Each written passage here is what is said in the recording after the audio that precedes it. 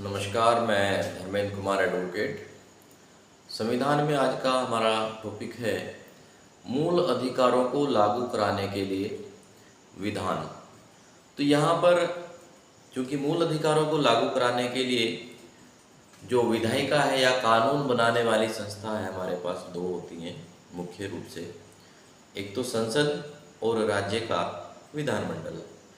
तो यहाँ पर कुछ मूल अधिकारों को जो विशेष आर्टिकल के अधीन दिए गए हैं, उन मूल अधिकारों को लागू कराने के लिए केवल संसद ही कानून बना सकती है, राज्य विधानमंडल नहीं। तो यहाँ पर आर्टिकल 35 में ये बात कही गई है कि संविधान के भाग 3 में दिए गए मूल अधिकारों को लागू कराने के लिए विधान, और यहाँ पर जो मुख्य प्रावधान है आर्टिकल 16 सब क्लोज 3, आर्टिकल 32 सब close 3, article 33, article 34, article 17, article 23, ये सभी आर्टिकल मैंने ऑलरेडी पढ़ा दिए हैं। चैनल को सब्सक्राइब करके इनके बारे में डिटेल जान सकते हैं आप। समरी टाइप में मैं अभी आपको यहाँ पर बता रहा हूँ। तो यहाँ पर 16(3) में ये बात कही गई है, यदि किसी राज्य या संघराज्य क्षेत्र में कोई पद भरे जाने हैं या नियोजन किया जाना है, तो संसद विधि बना करके यह निर्धारित कर सकती है कि जिस राज्य में वैकेंसी निकली है और उनको पदों को भरा जाना है, तो उन पदों को भरने के लिए उसी राज्य का निवासी होना चाहिए। ऐसी योग्यता संसद विधि बनाकर निर्धारित कर सकती है। दूसरा है आर्टिकल 32(3). चूँकि आर्टिकल 32 संवैधानिक उपचारों का अधिकार की बात करता है, यानी कि अगर किसी व्यक्ति के अधिकारों का उल्लंघन हुआ है या अधिकार छीने गए हैं, तो उनके उपचार के लिए या अधिकारों का उपभोग सतत चलता रहे, उसके उपचार के लिए कोई भी व्यक्ति जिसके मूल अधिकारों का हनन हुआ है या अन्य व्यक्ति भी किसी के मूल अधिकारों को लागू कराने के लिए दायर कर सकता है। और ये रिटें केवल और केवल सुप्रीम कोर्ट में ही दायर की जा सकती हैं, और सुप्रीम कोर्ट मूल अधिकारों को लागू कराने के लिए इन रिटों के माध्यम से उपचार प्रदान करता है।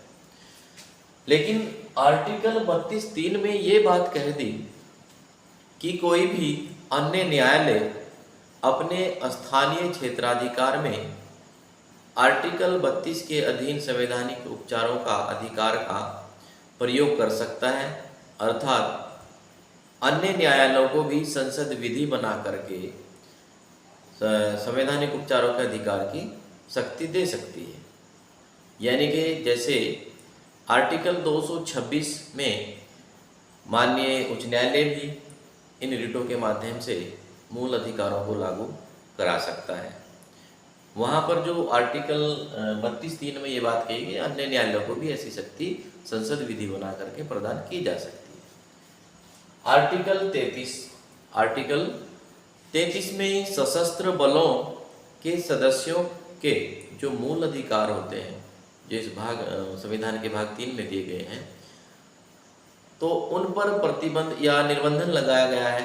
यानी कि सशस्त्र बलों के सदस्य या जो शासन व्यवस्था संभालने वाले बलों के सदस्य या इंटेलिजेंस आदि के सदस्य या उनसे संबंधित अन्य सदस्य, वो मूल अधिकारों का जो है उपभोग करते हैं। लेकिन चूंकि व्यवस्था संभालने वाले या सशस्त्र बलों के सदस्य हैं, यदि अपने मूल अधिकारों की मांग करने लगे तो व्यवस्था नहीं चल पाएगी।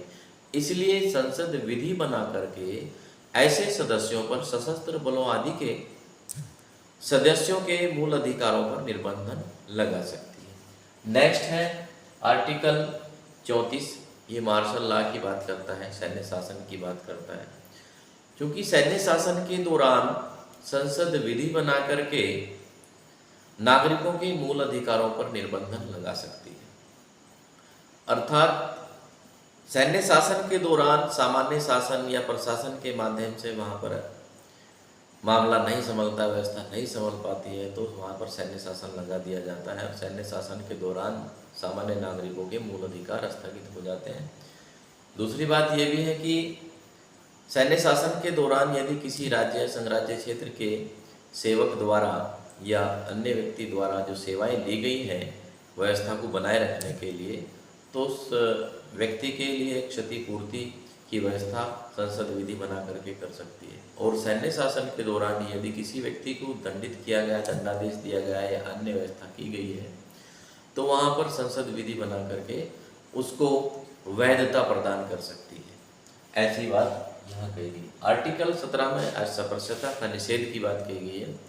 तो यहाँ पर यदि असभ्यता का व्यवहार कोई व्यक्ति करता है तो उसके लिए दंड का प्रावधान की ये बात करता है आर्टिकल 17 में। और दंड का प्रावधान करने के लिए संसद विधि बना करके दंडित या कर सकती है विधान के अनुसार। नेक्स्ट है आर्टिकल 23। आर्टिकल 23 मानव दुर्व्यवहार और बलात्श्रम या बेगार की बात करता है। यहाँ पर ये प्रतिबंधित किया गया है और दंड का प्रावधान किया गया है कि ऐसा व्यवहार करना या बलात्श्रम करवाना, तो यहाँ पर ये अपराध घोषित किया गया है। ऐसी आर्टिकल 17 में जैसे बताया था कि ऐसे प्रसन्नता का व्यवहार अपराध घोषित किया गया है।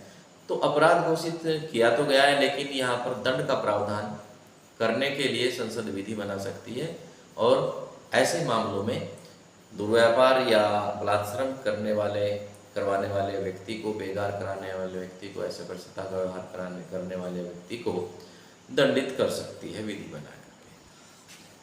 ये था आज का हमारा टॉपिक। इन आर्टिकल के विषय में प्रत्येक आर्टिकल के संबंध में अलग अलग वीडियो बना रखी है।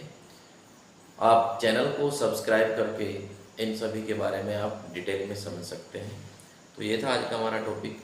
अधिक जानकारी के लिए, संविधान को समझने के लिए, पूरा संविधान चूँकि हमें यहाँ पर आपको बताना है, तो इसके लिए आप चैनल को सब्सक्राइब कर लें और शेयर करें, लाइक करें और साथ ही साथ जो है अपने कमेंट भी दें, ताकि हम चीज़ों को या अन्य जो भी जानकारी आप प्राप्त करना चाहते हैं संविधान के बारे में, उसके बारे में आपको बताएं।